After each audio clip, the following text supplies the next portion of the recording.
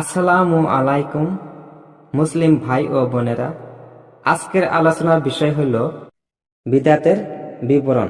এই সম্পর্কে বিদাত শব্দের অর্থ হল আবিষ্কার, প্রবর্তন বা প্রচলন করা।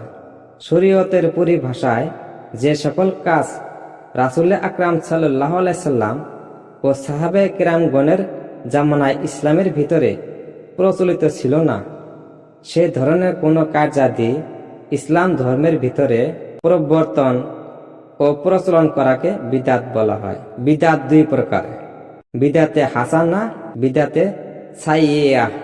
বিদাতে হাসানা যে সকল নতুন কার্য প্রচলন বা প্রবর্তন করলে তা আহকামে শরীয়তের দৃষ্টিতে ইসলাম বিরোধী বা পরিপন্থী নয়, বরং তা ইসলামী সমাজে মুসলমানদের জন্য কল্যাণকর ও উপকারী। এ সমস্ত কাজকে বিদাতে হাসানা বলা হয়, যেমন মাদ্রাসা প্রতিষ্ঠা করা ইত্যাদি। বিদাতে সাইয়্যিআ যে সকল নতুন কার্য প্রচলন বা প্রবর্তন করা সরাসরি বা পরোক্ষভাবে ইসলামের জন্য অকল্যাণকর এবং মুসলমানদের ঈমান ও আকীদার খেলাফ, যা পরিণামে ইসলামী সমাজে মুসলমানদের উন্নতির পরিবর্তে অবনতির দিকে নিয়ে যাওয়ার আশঙ্কা থাকে, তাকে বিদাতে সাইয়্যিআ বলা হয়।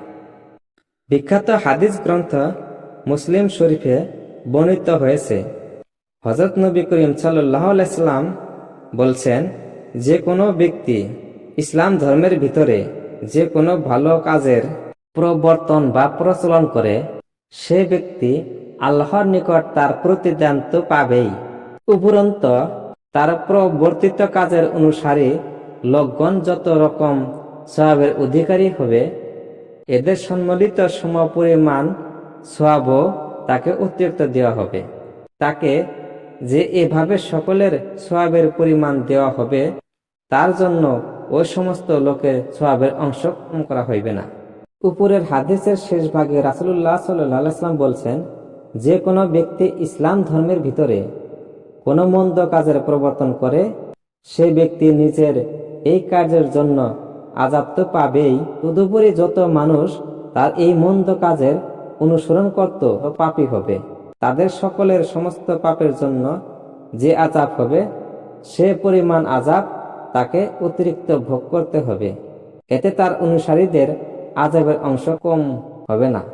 তারা মন্দ কাজের অনুসরণ করার অপরাধে আযাব ভোগ করবে, আর তার প্রবর্তক যেহেতু তা প্রবর্তন করত তাদেরকে পাপী করেছে, সেজন্য সে ব্যক্তি নিজের আযাবের সাথে অনুসারীদের মিলিত আযাবেও শাস্তি ভোগ করতে হবে। কালকের আলোচনার বিষয় হল আল্লাহ পাকের সুন্দরতম নাম সমূহ ও তার ফজিলত।